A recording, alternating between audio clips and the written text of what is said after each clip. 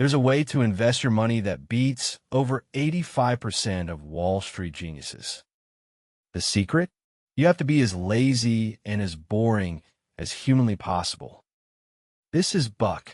Buck heard you can get rich investing, but it all sounds complicated. His friends talk about hot stocks and crypto like they're betting on robot horse races. It feels like you need a PhD in guessing stuff to even get started. Then his slightly less broke friend, Dave, mentioned something called an index fund. Buck's first thought, is that like a secret club for people named Dex? Or maybe it's a bank account that comes with a free encyclopedia set. Okay, so what the heck is an index fund, really? Imagine the entire stock market is a giant supermarket. Every single product on every shelf is a tiny piece of a company called a stock. Now, you could spend all day trying to pick the best apple or the tastiest cereal. But you're probably going to guess wrong. That apple might be mushy inside. An index fund doesn't try to pick the best items. It's much simpler. It's a shopping cart that automatically buys a tiny bit of everything in the store. One click, and you own a tiny piece of the entire fruit section, the whole bakery, all of it. In fancy terms, this is called diversification. Buck thinks, okay, so I own a little bit of everything. But why is that so special? It's the classic rule.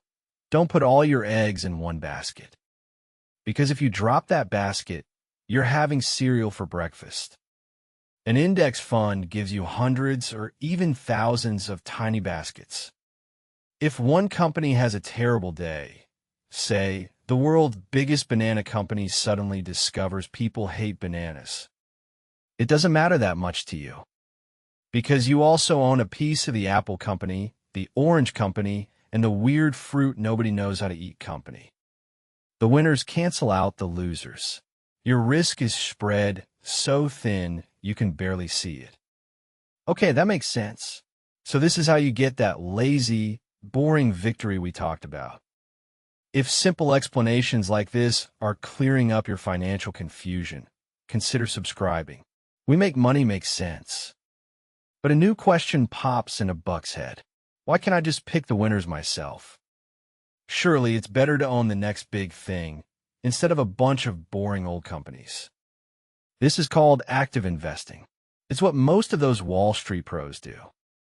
They spend all day, every day, trying to find the one needle of gold in a country-sized haystack. They have supercomputers, insider info, and more caffeine than a small nation. And here's the hilarious part. Year after year, the vast majority of them fail. They fail to beat the performance of just buying the whole haystack. The market as a whole tends to go up over time. It's the average of all human progress. Trying to outsmart that average is like trying to outrun your own shadow. You just get tired. By buying an index fund, you're not trying to be a hero. You're just accepting the win. Buck leans back, feeling pretty smart. This seems too good to be true. So he asks himself, okay, what's the catch? There's always a catch. And there is one. It's a little thing called fees. Think of your investment money like a bucket of water you're trying to fill. Those active funds, the ones with the guys trying to find a needle, they have high fees. That fee is for paying the genius to look for the needle, his supercomputer, his fancy office. It might only be 1 or 2%, which doesn't sound like much. But over decades, that slow leak can drain away a third or even half of your bucket. Now, let's look at the index fund. Its superpower is being cheap. Because there's no genius to pay, the shopping cart drives itself. The fees on an index fund are microscopic. We're talking like 0.0 something percent. Instead of a gushing leak, it's like one single drop escapes every year. More of your money stays in your bucket, working for you. That's the catch. The catch is that the boring option lets you keep way more of your own money. Let me know in the comments. Have you ever been shocked by the hidden fees on a product or service? So now Buck gets it. Own everything and do it cheap. The plan is forming. But one final big question remains. How does this actually make me, rich? A few shares of the everything store won't buy you a private island. This is the final piece of the puzzle, and it's the most important one. The magic isn't in one single investment. It's in a habit, the boring, relentless habit. It's setting up an automatic transfer from your bank account every single payday. It could be $50. It could be $500.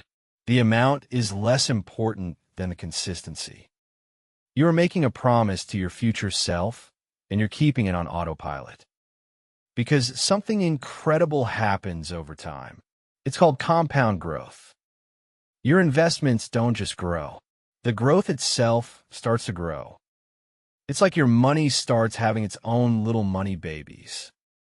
And those money babies grow up and start having their own money families. For the first few years, it feels incredibly slow. You won't even notice it. You'll be tempted to check it every day, to fiddle with it, to do something exciting.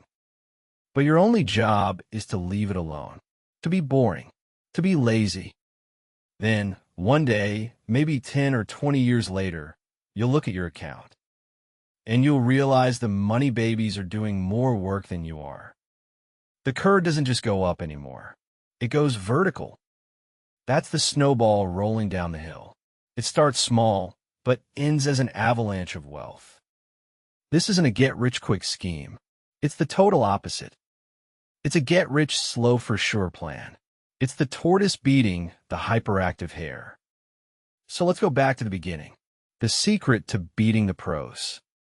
It wasn't about being smarter or luckier or having a secret algorithm. It was about understanding one simple truth. Winning at investing isn't about picking winners. It's about not losing. You avoid losing by owning everything. You avoid losing by keeping your fees low. And you turn that into a fortune by being incredibly, wonderfully, powerfully boring. So if you're like Buck, and this whole world seems too complex, just remember the lazy investor's mantra. Buy the whole haystack. Keep your bucket from leaking. And let the money babies do the work. It might not be exciting, but financial freedom rarely